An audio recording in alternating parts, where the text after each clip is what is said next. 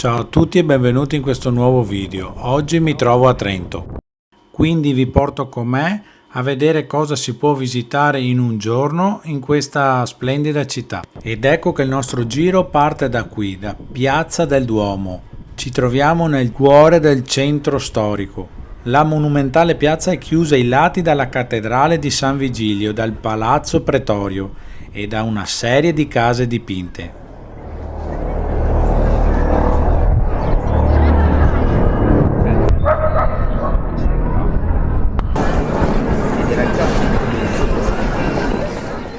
A fianco alla cattedrale di San Vigilio, nel palazzo pretorio, ha sede dal 1963 uno dei primi musei diocesani d'Italia, che è stato fondato nel 1903.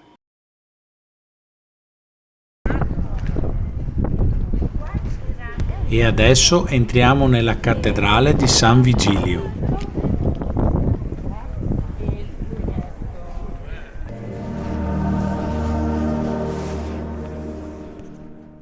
Ed ecco che entrati ci troviamo davanti a questo tempio romanico a 3 navate.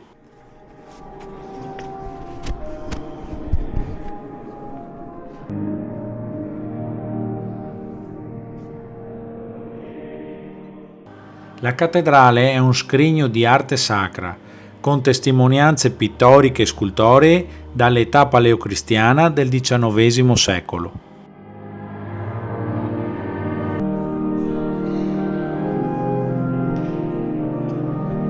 Dopo aver visitato il centro storico di Trento e il suo Duomo, ci spostiamo di 1 chilometro e andiamo a vedere il Castello del Buon Consiglio.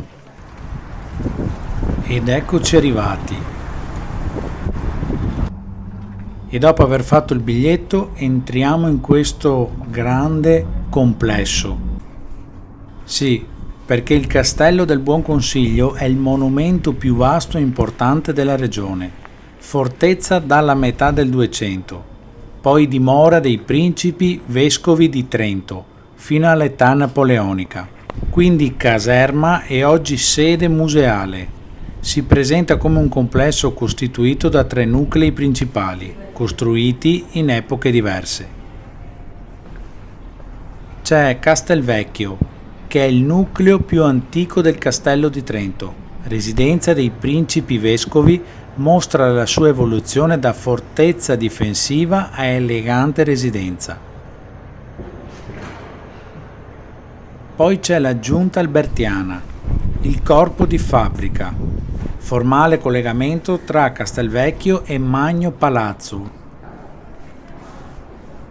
E poi c'è il Magno Palazzo, la sontuosa residenza rinascimentale, è eretta a partire dal 1528. E infine c'è la Torre Aquila. La Torre Aquila è collegata al castello attraverso il camminamento di ronda lungo le mura urbiche. Il castello custodisce numerose collezioni d'arte e archeologia, in cui il primo nucleo si formò alla metà del secolo XIX nell'ambito del Museo Civico di Trento. Comprendono oggetti che coprono un ampio arco cronologico, dalla preistoria fino alla metà dell'Ottocento, e documentano le vicende storiche e artistiche della città di Trento e del suo territorio.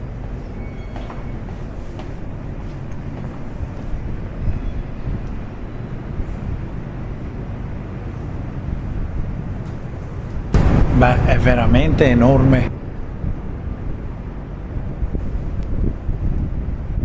Oltre a visitare la meravigliosa Trento, vi consiglio di fare un salto anche a Rovereto. Trovate il video nel mio canale.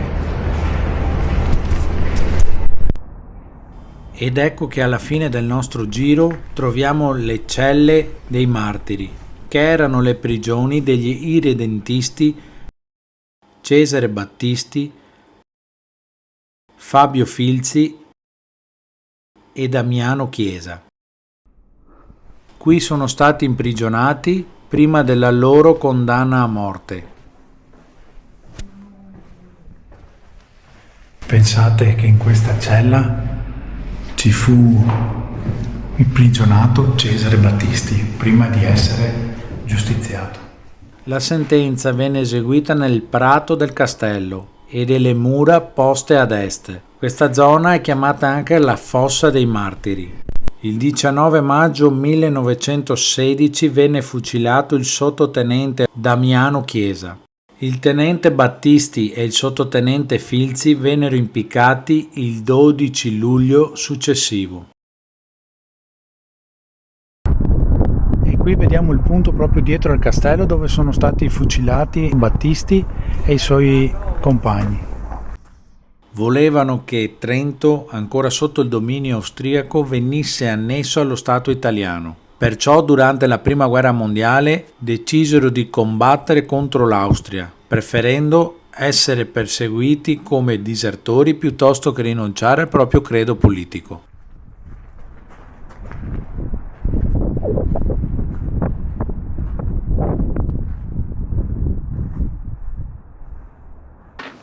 La nostra visita al castello è terminata, ma prima di spostarci per un piccolo pranzo vi ricordo che sotto in descrizione trovate tutti i link per avere le info di tutti i luoghi che visitiamo in questo video. E adesso andiamo a mangiare qualcosa alla birreria Pedavena, ovviamente non quella a Pedavena perché ci troviamo qui a Trento.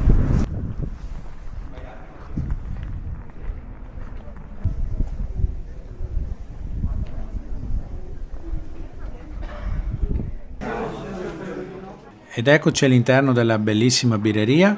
Qui pranzo veloce, ovviamente birra Pedavena, del Brenzel e i canederli al sugo. E si riparte. Da qui potete spostarvi di 1,5 chilometri ed andare a visitare il Museo delle Scienze di Trento.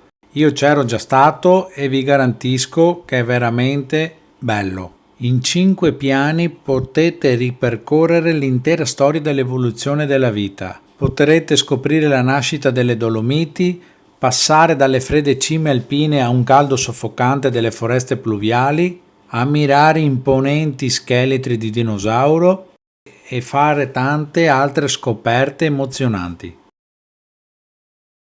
E dopo un po' di scienza ci spostiamo verso l'avventura. Ci spostiamo infatti di 6 chilometri e andiamo a visitare l'Orido di Ponte Alto.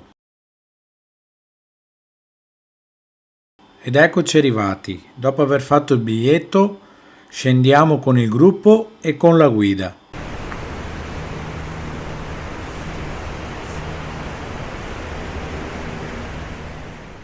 L'Orido di Ponte Alto è un profondo canyon scavato dalle acque tumultuose del torrente Fersina. Affluente di sinistra dell'Adige, il Fersina nasce dal lago di Erdemolo, al margine occidentale della catena dei Lagorai. Scorre nella valle dei Mocheni, lambisce la Valsugana e dopo aver percorso una profonda e spettacolare forra, attraversa la città di Trento e sfocia nell'Adige.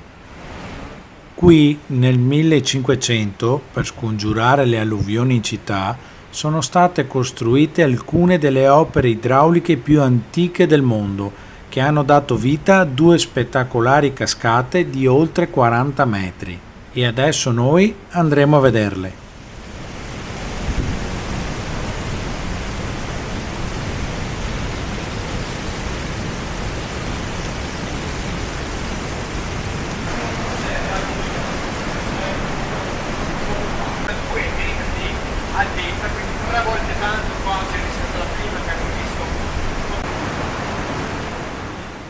Vi voglio dire inoltre che il percorso per visitare questo spettacolare canyon non è lungo e la visita che si fa solo con la guida dura all'incirca 45 minuti.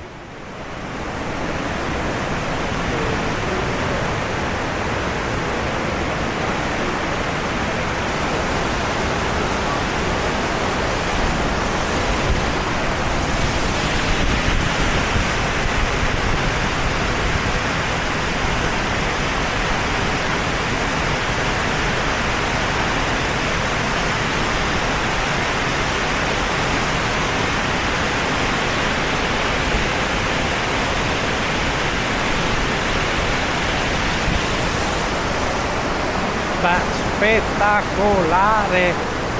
Adesso scendiamo alla base della cascata. Andiamo.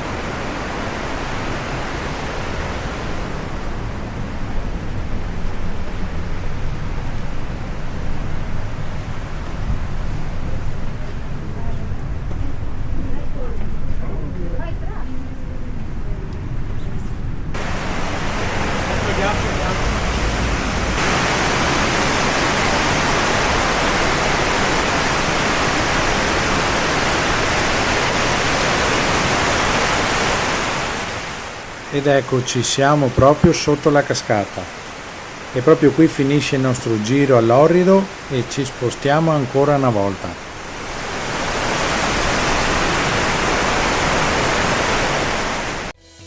E ci spostiamo per l'ultima volta di 10 km al Museo Gianni Caproni, che si trova alle porte di Trento.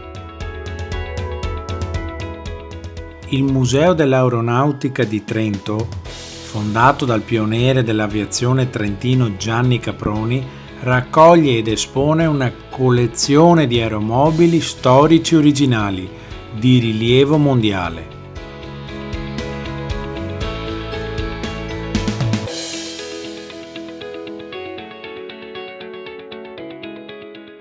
È un viaggio nella storia dell'aeronautica per tutta la famiglia.